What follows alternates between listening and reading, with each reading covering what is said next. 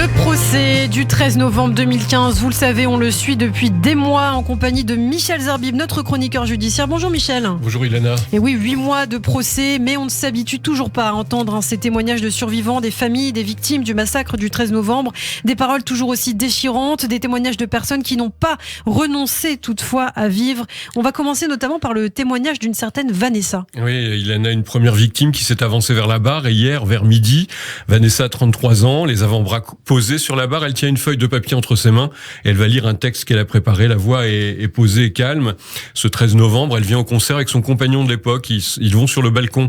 Les premiers coups retentissent. Je pense qu'il y a une embrouille en bas et que les gens se disputent. Elle se dit, ce n'est rien. Son compagnon, descendu chercher une bière, remonte et lui dit qu'on leur tire dessus.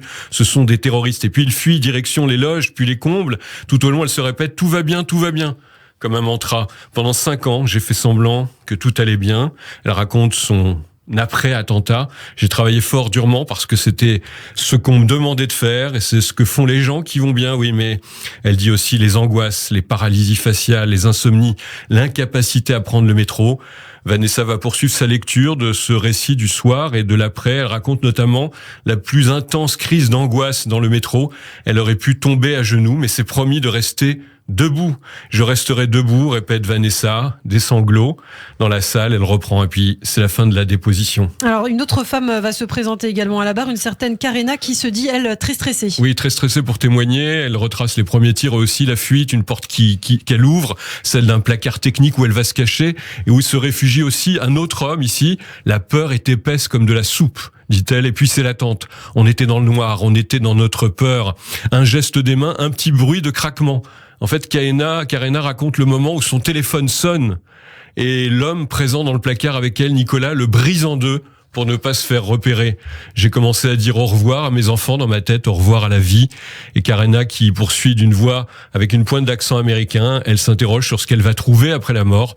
Dans le placard, c'est l'attente, les tirs, la peur et puis un gros boom. C'est l'un des terroristes qui vient de se faire exploser. Karena raconte la suite, l'arrivée de la police, la sortie du Bataclan, mais aussi l'après, le stress post-traumatique, je connais très bien. J'ai souffert bien sûr, mais ça reste entre mon psy et moi. Il y a aussi ses enfants, son fils qui lui doit aussi voir un psy en raison de l'attentat et de ses conséquences.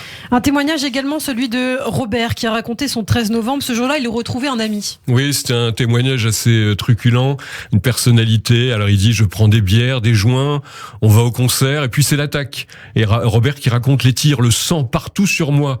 Miracle, je n'avais rien. Comme quoi, il ne savait pas très bien viser parce que je n'étais pas loin. Il profite d'un changement de chargeur des Kalachnikov pour bouger. Et derrière le bar, Robert voit comme l'embrasure d'une porte. Il y va, retrouve son ami. C'est un réduit dans lequel il y a des bouteilles de gaz ou des machines à café.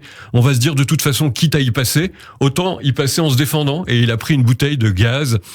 Et il raconte comment il voit les terroristes, la suite de l'attaque, la sortie du Bataclan lui aussi, une habitante, Myriam, qui lui ouvre ses portes. Et puis plus tard, il est toujours avec son ami. Ils sont heureux, mais tristes. On a ri, on a pleuré.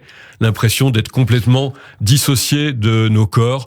Ensuite, ils sont seuls. Et puis plus tard, il y a l'association des victimes Life for Paris. Et puis, bien sûr, Ilana, vous en avez parlé cette matinée.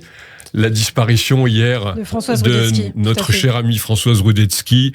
Et c'est à ce moment-là, dans cette audience, aux alentours de 5 heures, que la Cour va annoncer cette triste nouvelle. Une très lourde perte, disent les avocats des parties civiles, par la voix de maître Frédéric Bibal, qui vont rendre un hommage à Françoise Rudetsky. Merci beaucoup Michel, on vous retrouve demain sur Radio J.